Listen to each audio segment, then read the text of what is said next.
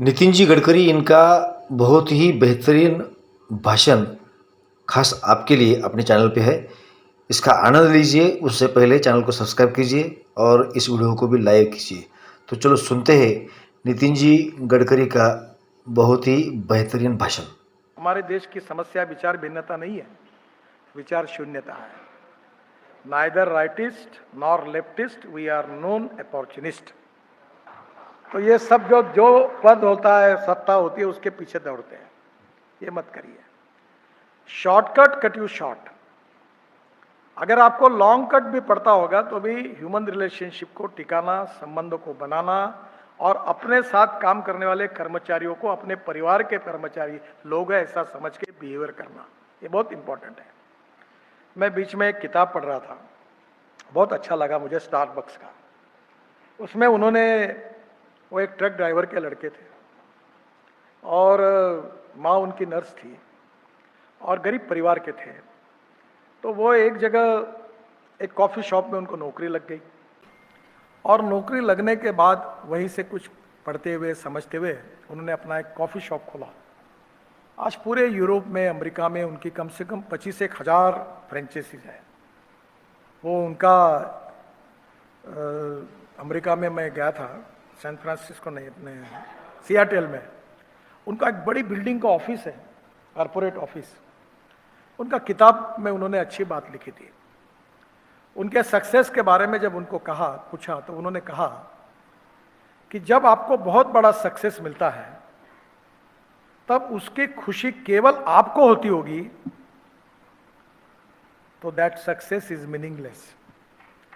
पर जिस सक्सेस की खुशी आपसे ज़्यादा आपके मित्रों में, आपके सहकारियों में, आपके परिवारजनों में, आपके दोस्तों में, उससे भी आपसे भी ज़्यादा होती है, that is the meaning of success.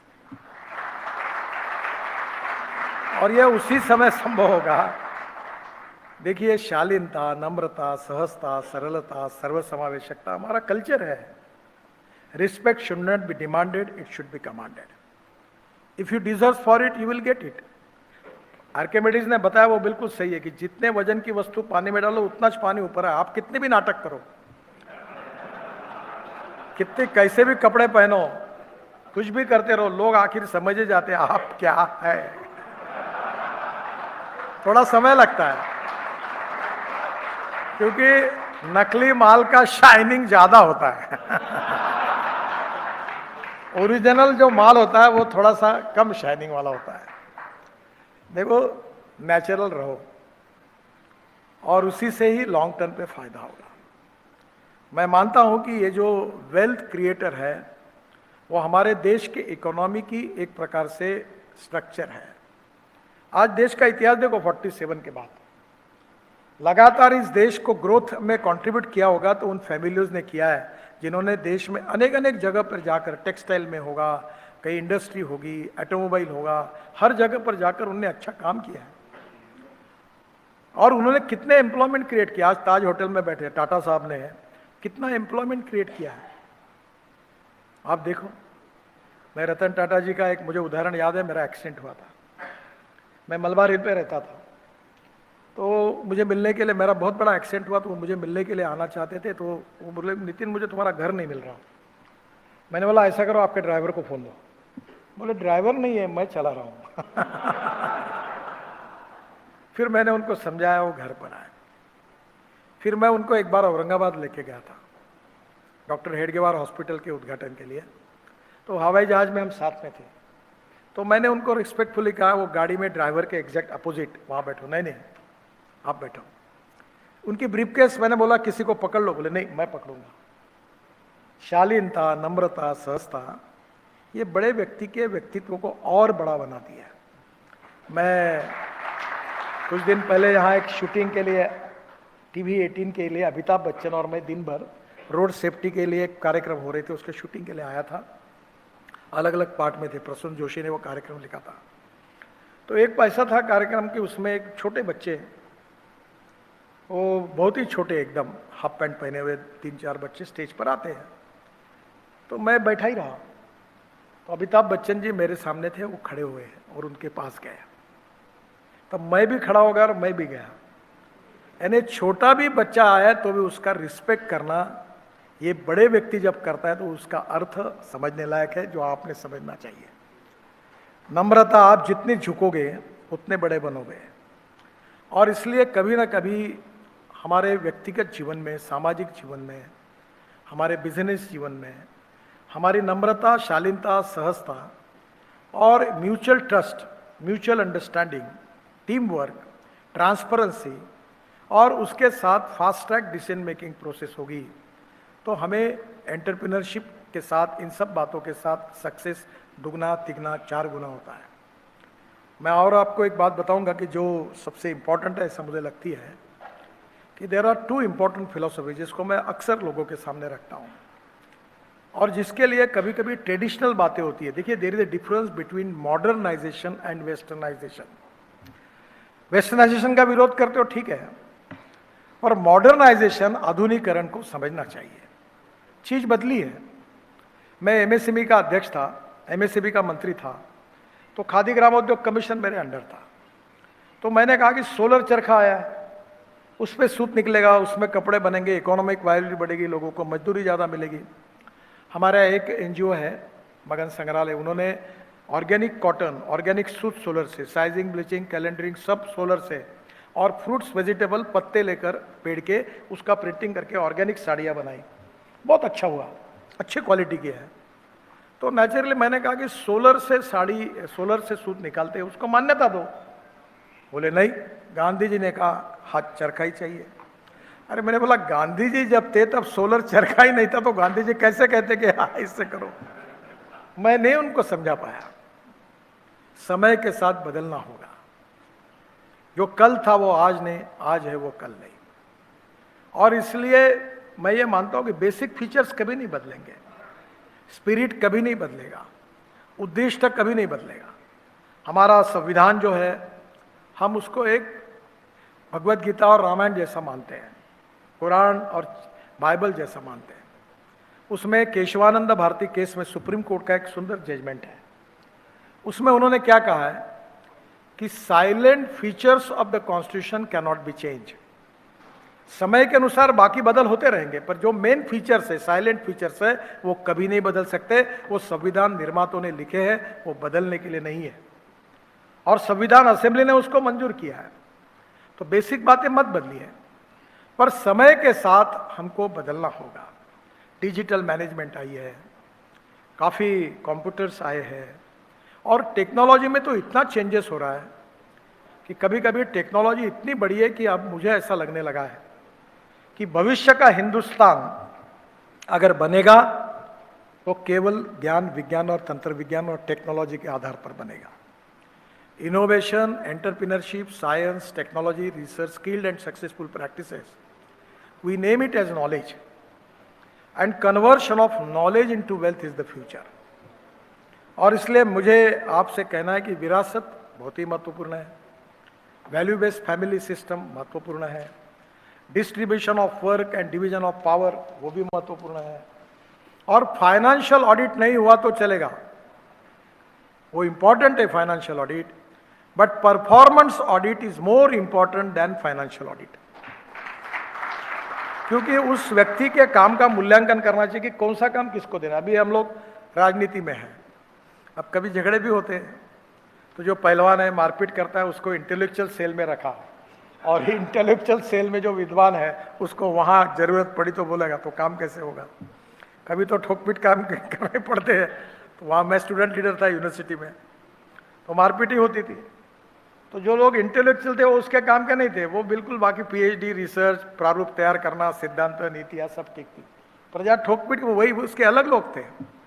तो distribution of work and division of power with A appropriate person, योग्य व्यक्ति को देते हुए हमें ये देखना पड़ेगा कि टीम वर्क भी बने और उद्देश्य के लिए हम आगे जाएं।